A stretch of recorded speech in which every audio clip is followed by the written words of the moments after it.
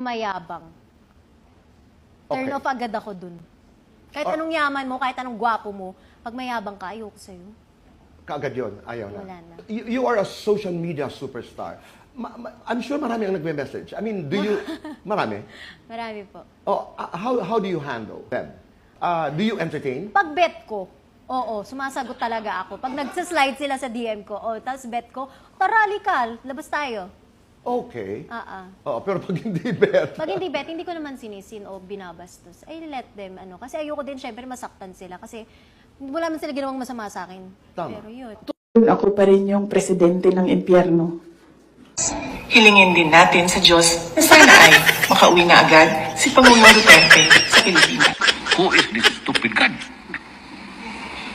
Stupido talaga itong putang akong ganun. Spirit, lead me where my trust is without borders. Let me walk upon the... Your God is not my God because your God is stupid. Mine has a lot of common sense.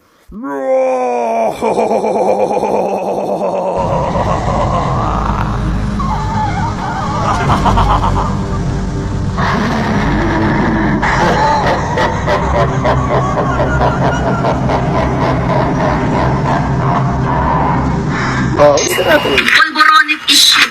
Si Duterte ang nagpasimuno nito. Narinig nyo kanina, sinalampak ko lang itong mismong galing sa PIDEA. O, tangin na nyo, PIDEA leaks.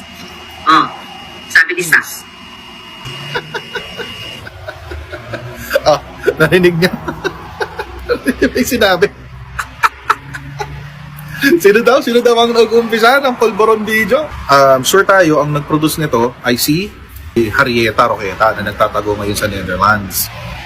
Although nagdi-deny siya, but it's a generic denial pala. It's worth nothing, wala siyang halaga, walang value. At nung nagkakasisihan na, doon sa Polvoron video, nagkakabistuhan na eh. Oo, kasi alam naman nila na peke. Kasi sila gumawa nun eh. Anong ginawa ni Hitad? Tinry niyang isalba ang kanyang sarili. Iniiwan niya sa area si Ate Roque. Polboronic issue. Si Duterte ang nagpasimuno nito. Narinig nyo kanina, sinalampak ko lang itong mismong galing sa PIDEA. O, tangin na nyo, PIDEA leaks. Alam nyo ba ang isa sa mga rason kung bakit mahirap ang Pilipinas? Ito ay dahil paborito ng mga politikong namumuno sa ating bansa ang mga mangmang at maralita. Nakakalungkot mang sabihin pero ito yung sektor na madaling mauto sa kakarampot na barya. Nabibilog ang ulo sa mga panakanakang ayuda. Akala kasi ng mga pobre may utang na loob sila sa mga buwayang nakakorbata. Ang hindi nila alam, ang isang dakot na baryang iniaabot sa kanila ay galing rin naman sa bulsa ng iba. Ayaw ng mga politiko ang mga matatalino kasi nabubuko ang mga modus nila. Kaya huwag ka magtataka kung bakit kulang-kulang ang budget ng edukasyon dito sa ating bansa. Ito ay isang pangmalawakang estratehiya para manatiling nakahilig ang mga balikat ng mga mahihirap sa mga pangako ng mga OG na scammer ng ating bansa. Bakit sila gagasta ng daang milyon kung ang kikitain nila sa loob ng ilang taon sa pwesto ay hindi pa aabot sa kalahati ng kanilang nilustay sa kampanya?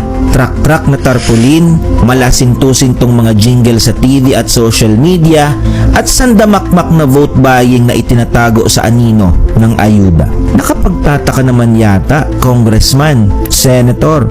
Kumpadre, may donation ako sa'yo. Basta ikaw na ang bahala. Alam na this. O sige, sabihin nating donation. Kunwari bopols din ako para lang mapagbigyan ang hilig nyo. Ang tanong, bakit may mga negosyante at mga shady characters na willing mag-donate sa inyo ng milyon-milyon? Dahil wala lang ba silang magawa sa pera?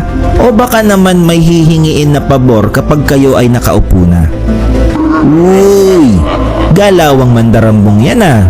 Mga kababayan, huwag kayo hingi ng pera sa mga politiko kasi inuudyukan nyo lang sila para mas lalong isabuhay ang characters ni Lupin at Robin Hood. Feeling tuloy nila superhero sila. At huwag kayo tanggap ng ayuda tapos tatanawin yung utang na loob sa kanila. Gumising na tayo sa katotohanan. Huwag magpapalin lang. Panahon na upang umahon tayo sa kumunoy ng pagiging alipin ng mga kawatan. Magtrabaho, dumiskarte ng matindi kasi kapag hingi kayo ng hingi ng ayuda at tanggap ng sobre na may lamang agila sa mga magnanakaw, ano ang tawag sa inyo? Alam ko na. Di ka sa buwat.